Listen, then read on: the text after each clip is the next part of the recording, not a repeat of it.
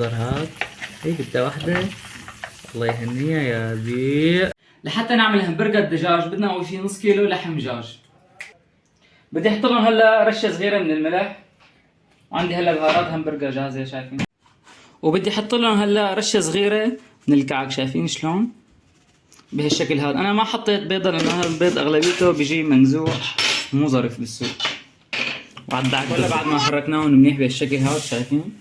هلا بدي اجيب سلوفانة، بدي اخذ القطعة مدورة بهالشكل. شايفين شلون؟ بدي احطها وحدة هون، وهي اختها هون، وهي الثالثة هون بهالشكل هذا.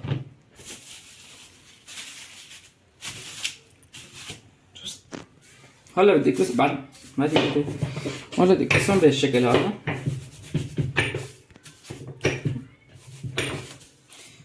طبعا اللي ما عنده مكبس بدكم تعملوها بايديكم وتكبسوها هيك، مو اختراع. وهلا بدنا نجيب مقلاة التيفال ونولع تحتها، ننزل عليها بشوية زيت.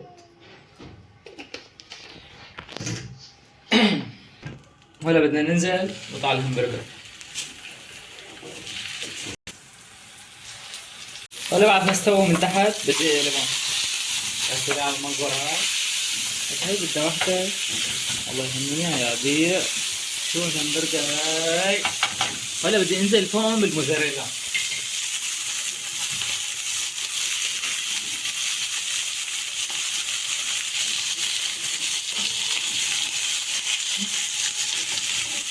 طبعا هلا بدنا نجهز عدة اللف. انا عدة اللف تبعي عندي بصل ومايونيز، ورح اجيب هلا شوية كاتشب. هلا في كثير من العالم بحطوا خس وبندورة وهالقصص وهيك، بس انا ما بدي جرعصة الاكلة. عرفتوا شلون؟ بدي اياها هيك تطلع خفيفة نظيفة وسقط لقطع المادة. هلا بدي اخذ كريم الثوم، بدي ادهنه بالخبزة بهالشكل هذا. شايفين شلون؟ حطلنا هيك شريحتين ثلاثة من البصل عليهم. شايفين شلون بهالشكل هذا. طبعا انا بحب البصل فيها. شايفين على المنظر هذا. هي بدها وحدة، الله يهنيها يا بيع. هلا بناخذها ونحطها هون. شو هالهمبرجر هاي.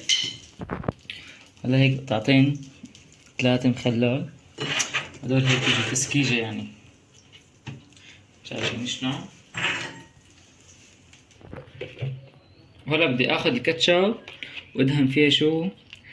الراس تبع الخبزة. شايفين شلون بهالشكل هذا، وبسكرها هيك، واختها بنساوي فيها نفس القصة. ومسكر عليها هيك.